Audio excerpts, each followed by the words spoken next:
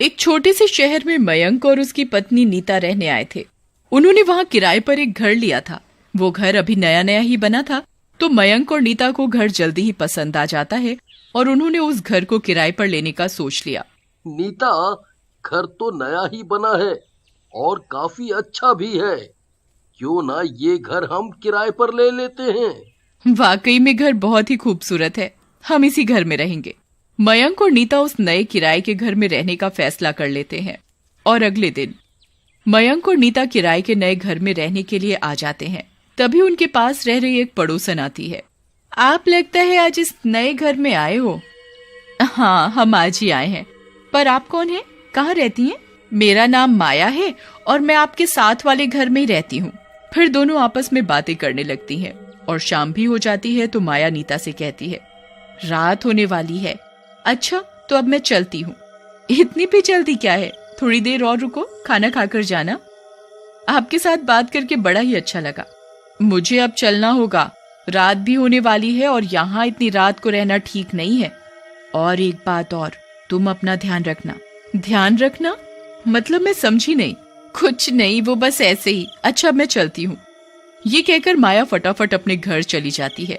नीता सोचती रहती है, ये माया ने ऐसा क्यों कहा कि अपना ध्यान रखना और इतनी रात में यहाँ रहना ठीक नहीं। नीता बहुत सोचती है पर उसे कुछ समझ नहीं आता कि माया ने ऐसा क्यों कहा। तभी उसका पति मयंक भी आ जाता है। नीता, क्या हुआ? तुम्हारा चेहरा क्यों उतरा हुआ है? क्या घर पसंद नहीं आया? नहीं, ऐसी कोई बात नहीं है। फिर नीता अपनी पड़ोसन माया की बात मयंक को बताती है। तुम भी ना कैसी कैसी बातों पर ध्यान देती हो। बोल दिया होगा उन्होंने ऐसे ही। ये तो नॉर्मल बात है। तुम छोटी छोटी बातों पर इतना मत सोचा करो। मयंक और नीता दोनों रात को खाना खाकर सो जाते हैं। वो दोनों सो रहे होते हैं, तभी उन्हें कुछ अजीब सी आवाजें सुनाई देती हैं। आवाजों से नीता की आंख खुल जाती है और उसे नींद नहीं आती। वो मयंक को उठाती है।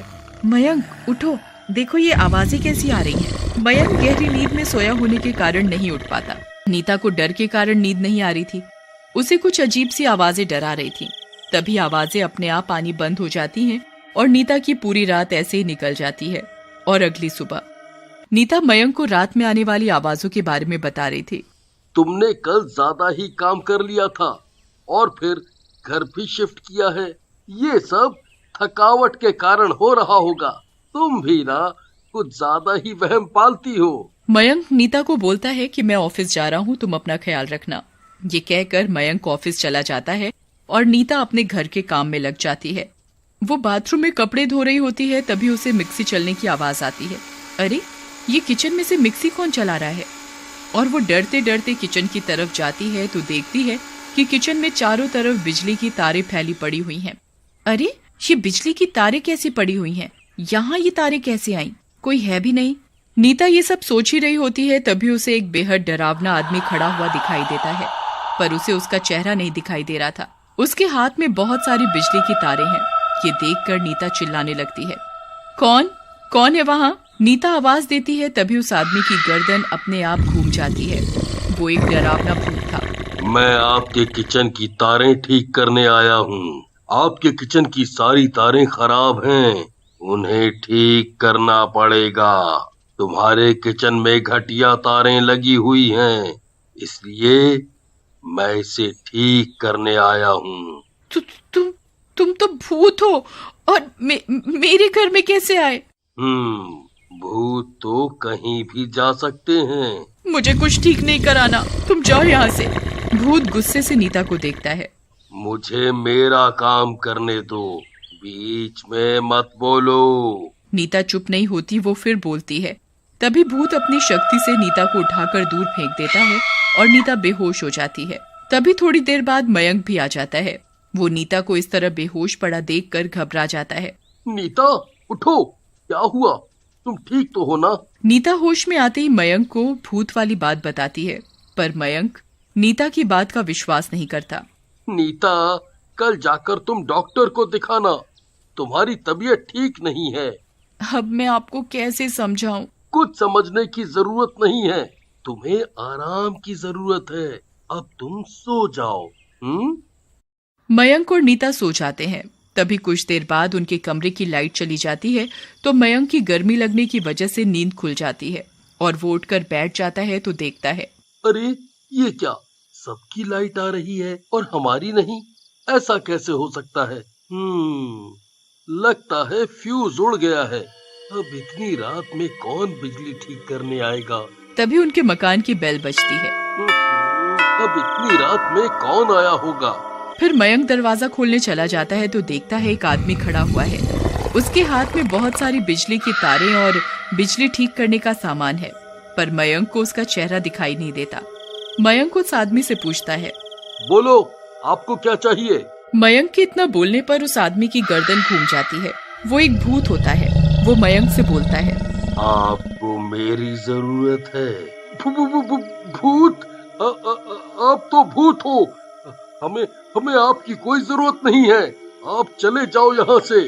क्या आपके घर की लाइट नहीं गई? हाँ तो?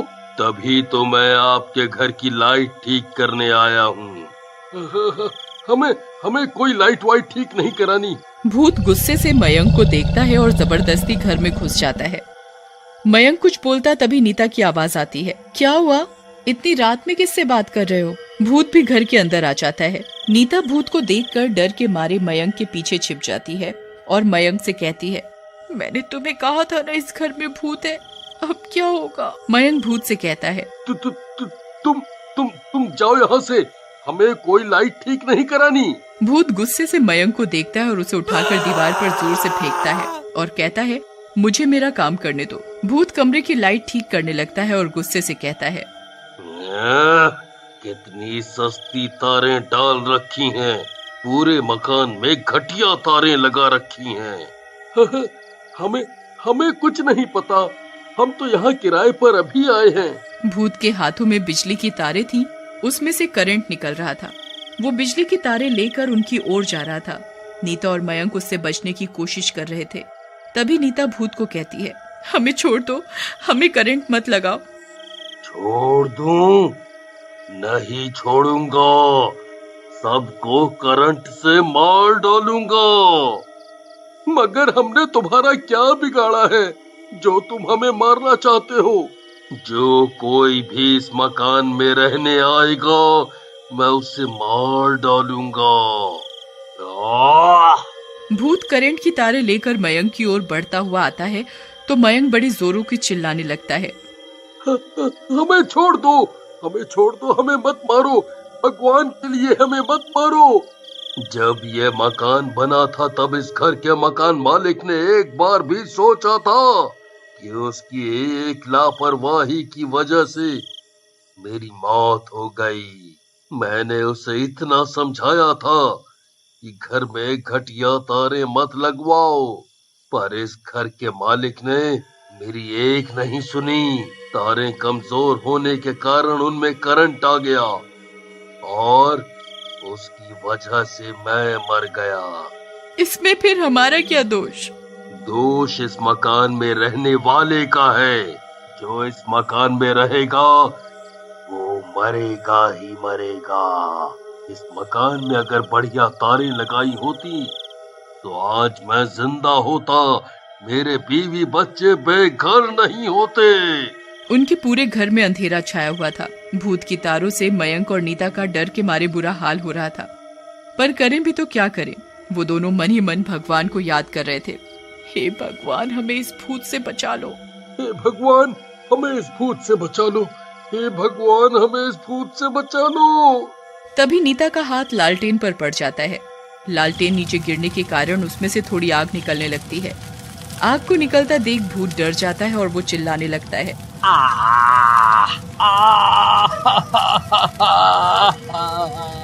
बचाओ बचाओ बचाओ, मुझे जलन हो रही है।